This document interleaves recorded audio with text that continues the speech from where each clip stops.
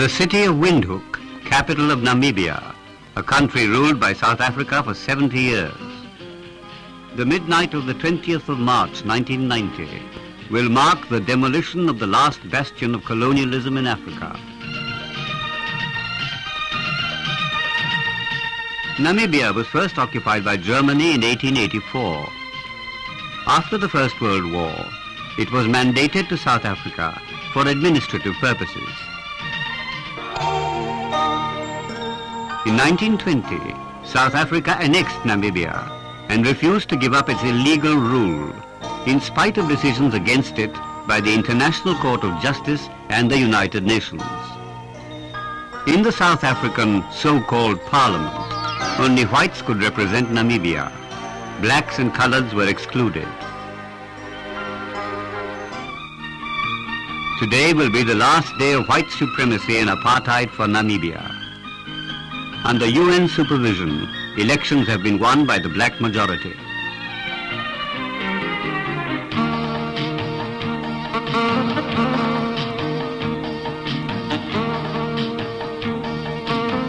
Approaching midnight, the Prime Minister designate of Namibia, Mr. Geingob, comes 60 kilometers to Windhoek Airport, despite pouring rain, to receive the Indian delegation led by Prime Minister V.P. Singh.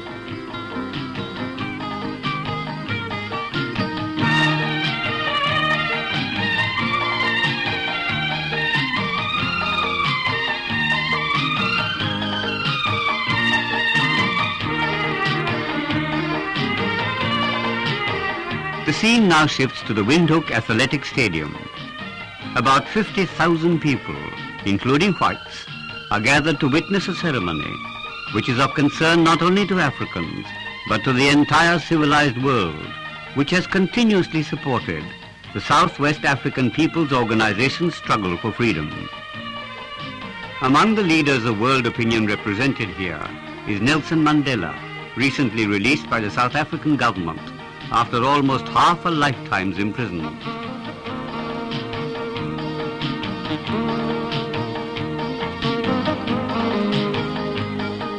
Now the arrival of the familiar figure of Mr. Sam Nujoma, President-elect of the first democratic government of Namibia.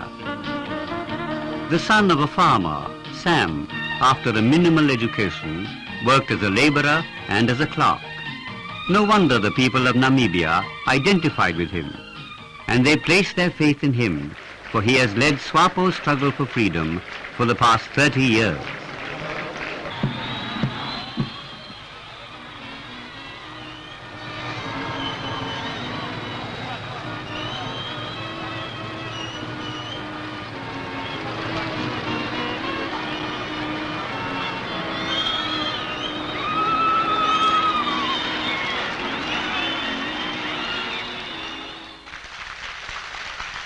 In the words of the UN Secretary General, Mr. Perez de Cuellar, it is my honor and my pleasure to address this distinguished gathering at a moment which is solemn as well as full of joy and hope.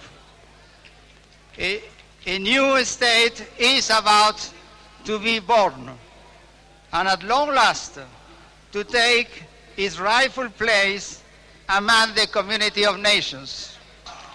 We do not doubt or belittle the dimension of the problems which your new government now face. Yet few nations will have achieved independence with the degree and breadth of international goodwill and support which Namibia now enjoys. It is therefore with particular pleasure that I look forward to Namibia's becoming the 160th member of the United Nations.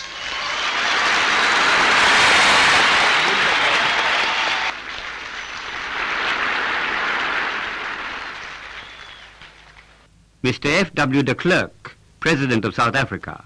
I stand here tonight as an advocate for peace.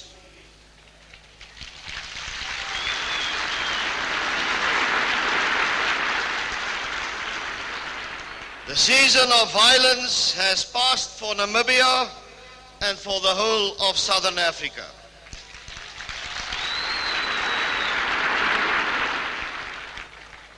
The birth of the new independent nation of Namibia took place 11 minutes ago. The thoughts of the nations of the world are with you now, and we, the nations of Southern Africa, share in the joy of the people of Namibia on this momentous occasion. We extend a hand of friendship to our new neighbors.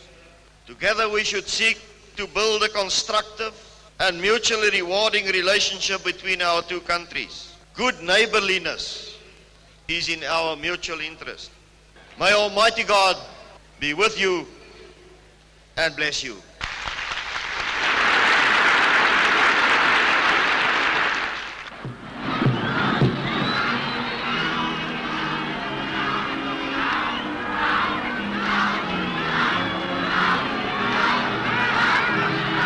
The flag of South Africa will fly over the land of Namibia no more. These few moments after midnight will forever be remembered with profound emotion by all those who value freedom and equality.